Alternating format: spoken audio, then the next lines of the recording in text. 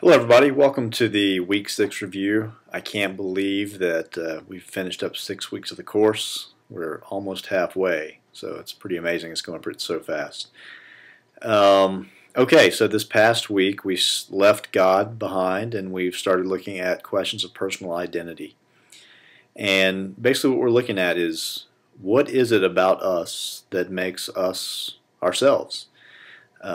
Is it that we have the same physical body through time? We kind of looked at that, and if that's the case, then how can we say that we're the same person that we were 7 years ago when we were a baby? We see a picture of ourselves when we were a kid, and we want to say, yeah, that's me. When I was in the third grade, but your body is completely different. So can it really be that? Another option that comes up is our memories. We have memories of what happened to us on our 10th birthday or when we were in the third grade. So maybe based on our memory we're the same person, but yet there are questions about whether, if somebody has amnesia or something happened to somebody's brain, do we really want to say that that's not the same person? Consciousness is another thing that comes up, personality. So these are a lot of the questions that we're looking at over this week and the coming week. Then we started out and we made the distinction between numerical identity and qualitative identity. So when we talk about numeric identity, we're talking about something that, even though the properties may not be the same, we still want to say it's the same thing.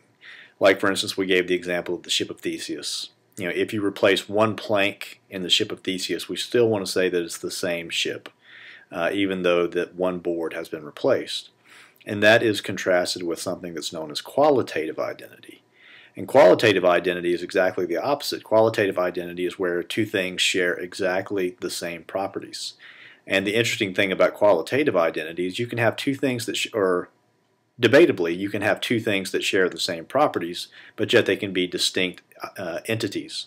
For instance, if you think that identical twins have the same properties, which somebody brought up in class is not the case because they have different fingerprints, but let's just say, for hypothetically speaking, if identical twins had exactly the same properties, then they could be identical but yet be two different things. So that's an important distinction when we're talking about personal identity.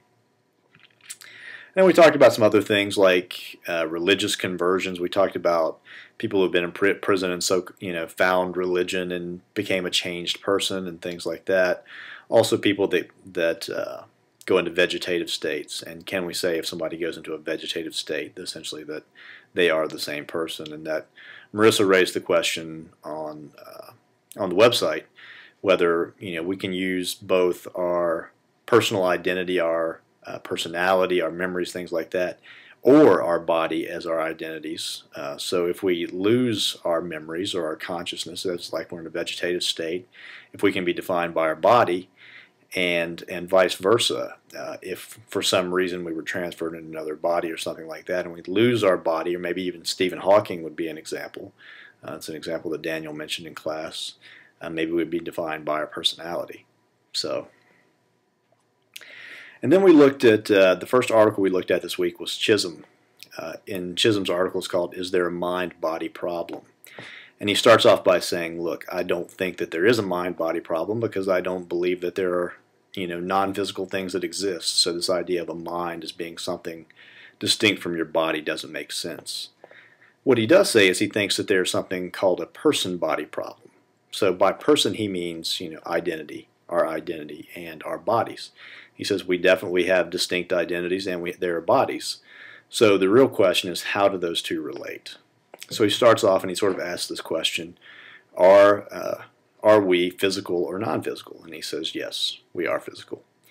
And then he says, well, if we're physical, that means that we're either our entire body or we're part of our body. So then he considers arguments like we've been talking about our bodies changing over time and things like that.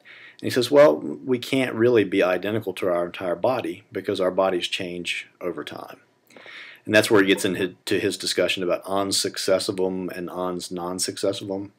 Remember that an ons successivum is an entity that is made up of different things at different times, like our bodies, and an ons non-successivum is just something that is not made up of different things at different times. And he says that we have to fall into the category, the I has to fall into the category of ons non-successivum, because it doesn't make sense to say that the thing that feels sad tomorrow is different than the thing that feels sad today. The I remains the same. But this puts him in a bind because, he just said we have to be physical, but yet our bodies change over time.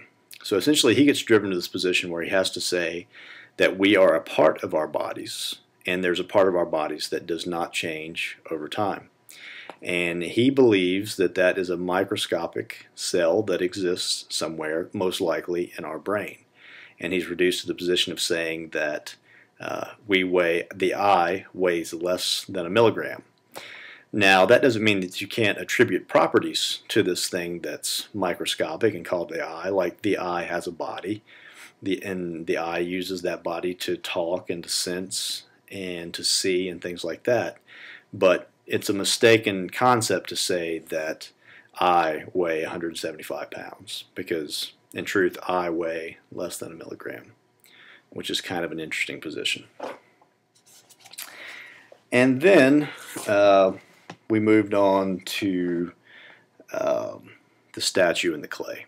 We're talking about the statue in the clay. Before we got into that, I sort of posed the question, are there any practical implications that come out of any of this identity talk? And one of the things that we talked about was the repercussions that identity has for law and criminal justice.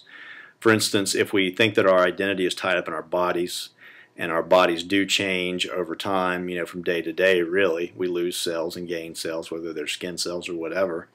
If that's our identity, then, can we really charge somebody for a crime if they were a different person before? So how can you do that? And, that seems a bit ridiculous, but there are certain provisos and clauses in our criminal justice system, like temporary insanity, crimes of passion, things like that, that essentially say when this person conducted this crime, they weren't themselves. They were a different person, is essentially what those provisos are saying. So in some ways, this is a relevant question for criminal justice and several other things. Temporary insanity, as I said.